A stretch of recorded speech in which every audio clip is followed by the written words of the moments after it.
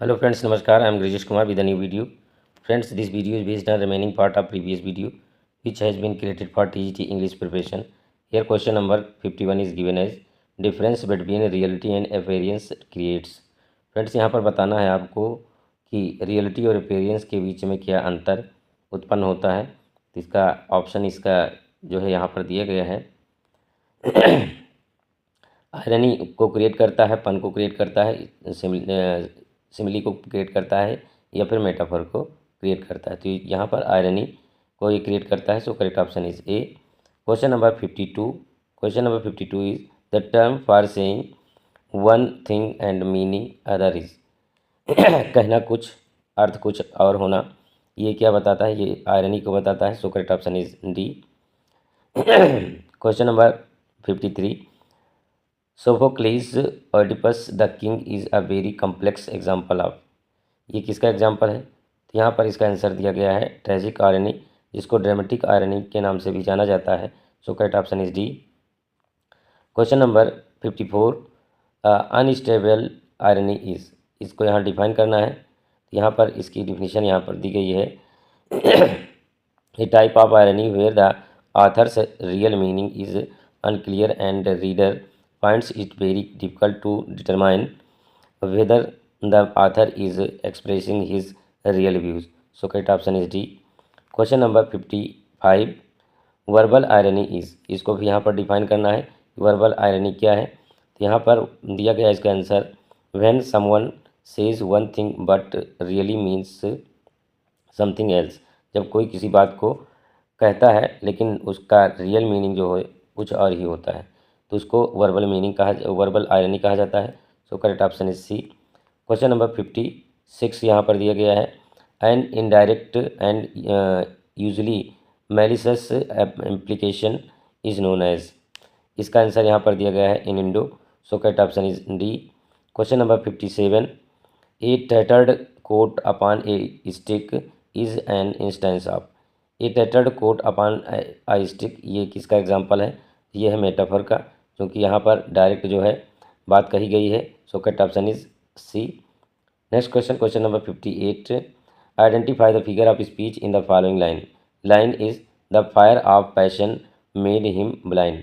तो यहाँ पर सेंटेंस को पढ़ने से ही पता चल जाता है कि फायर को जो है डायरेक्ट पैशन बता दिया गया है, तो मेटाफर है यहाँ पर। सो करेक्ट ऑप्शन इज सी।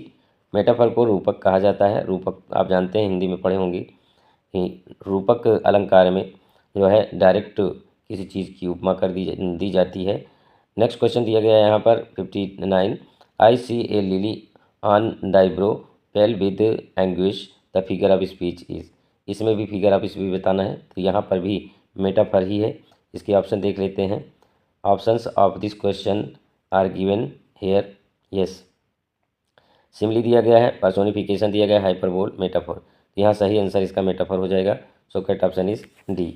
सिमली जिसमें एज लाइक शब्दों का प्रयोग किया जाता है उस सिमली होता है वहाँ पर। पर्सोनिफिकेशन जब इन एनिमेट का जो है एनिमेट से तुलना किया जाता है तो पर्सोनिफिकेशन होता है।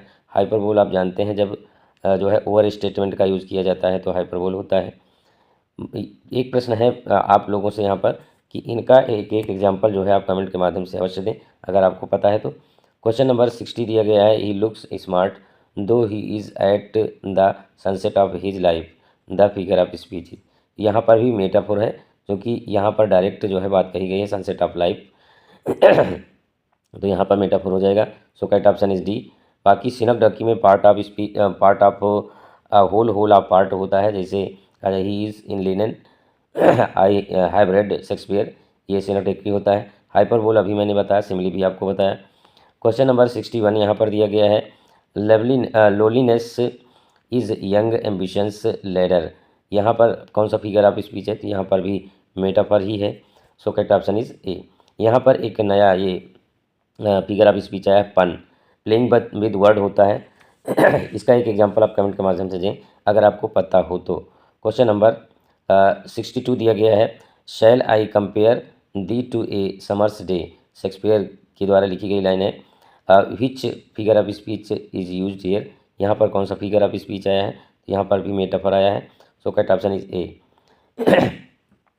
यहाँ पर इमेज, कंसीट और मेटालेप्सिस ये 3 अन्य फिगर ऑफ स्पीच आए हैं। अगर इनकी डिफिनीशन आपको पता हो तो कमेंट के माध्यम से अवश्य दें। क्वेश्चन नंबर 63 दिया गया है, a metaphor which has been used to so long and has become quite common to the extent that we have ceased to be aware of discrepancy between the vehicle and the tenor. This type of metaphor is, जिसमें vehicle और tenor की बात कही जाती है, ये किस प्रकार का मेटाफर होता है। सॉरी, यहाँ पर आपको बताना है कि किस प्रकार का मेटाफर होता है। तो यहाँ पर इसका आंसर दिया गया है ए डेड मेटाफर, ये डेड मेटाफर होता है। So correct option is C. Question number 64, question number 64 is an extended metaphor which is also known as conceit or sustained metaphor refers to. यहाँ कंसीट या sustained metaphor के बारे में आपको बताना है। यहाँ पर इसका आंसर दिया गया है the author's exploitation of a single metaphor or analogy at length through multiple linked tenors, vehicles and grounds throughout a poem or story is called conceit metaphor. So correct option is D. Question number 65, question number 65 is you may address the chair, the figure of speech is. यहाँ पर आपको figure of speech बताना है। तो ये metonymy है। यहाँ पर मेटोनमी है, जब किसी शब्द के द्वारा किसी व्यक्ति या वस्तु की तरफ इशारा किया जाता है तो वहाँ पर मेटोनमी होता है। टू चेंज द नेम, इसका ये लैटिन वर्ड है, इसका अर्थ होता है to change the name. So correct option is A. Question number 66 दिया गया है, from the cradle to the grave the figure of speech is. यहाँ पर भी मेटोनमी है, क्योंकि यहाँ पर क्रेडल और ग्रेव जो है आए हैं, और क्रेडल का जो है क्रेडल के बदले ग्रेव शब्द का यूज़ किया गया है, चेंज किया गया है। So correct option is D. Next question, question number 67, question number 67 is here, all Arabia breathes from yonder box is the example of. इसको मैं आपके लिए छोड़ देता हूँ, बहुत ही ईजी है ये और वेरी इंपॉर्टेंट है टीजीटी के लिए। इसका आंसर आप कमेंट के माध्यम से करिए। क्वेश्चन नंबर 68 दिया गया है, sceptre and crown must tumble down and in the dust be equal made with the poor crude scythe and spade in these lines the figure of speech. उपयुक्त line में आपको बताना कि कौन सा फिगर ऑफ स्पीच है। यहाँ पर भी मेटोनमी है। सो करेक्ट ऑप्शन इज ए। यहाँ पर एक नया फिगर ऑफ स्पीच आया है, लिटोटिस। इसका एक एग्जांपल आप कमेंट के माध्यम से बताएं। क्वेश्चन नंबर 69 दिया गया है, friends romance countryman land me your ears. यहाँ पर आपको जो है बताना है फिगर ऑफ स्पीच। तो यहाँ पर भी मेटाफर ही है, सॉरी मेटोनमी ही है। So correct option is D. यहाँ पर भी एक नया फिगर ऑफ स्पीच आया है, जिग्मा। जिग्मा ये लैटिन वर्ड है जिसका अर्थ होता है योग यानी जोड़ देना। जिग्मा का एक एग्जांपल आप कमेंट के माध्यम से बताएं। Question number 70 and last question of this session, I will continue creating videos for TET English preparation if you support me by subscribing my channel.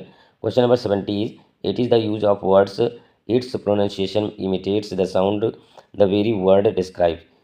It is, यहाँ पर भी आपको बताना है कि किस प्रकार का फिगर ऑफ स्पीच है। यहाँ पर दिया गया है ओनोमोटोपिया, जहाँ पर साउंड से ही पता चल जाता है या साउंड इसकी पहचान होती है। So correct option is C. Friends, आज के वीडियो में बस इतना ही। यदि वीडियो आपको अच्छा लगे तो लाइक करें, ना अच्छा लगे डिसलाइक करें, और कमेंट करना बिल्कुल ना भूलें। और यदि इस वीडियो से कुछ लाभ मिलता है आपको टीजीटी के लिए तो please support me and subscribe my channel to get notification as soon as you wish. Thank you very much.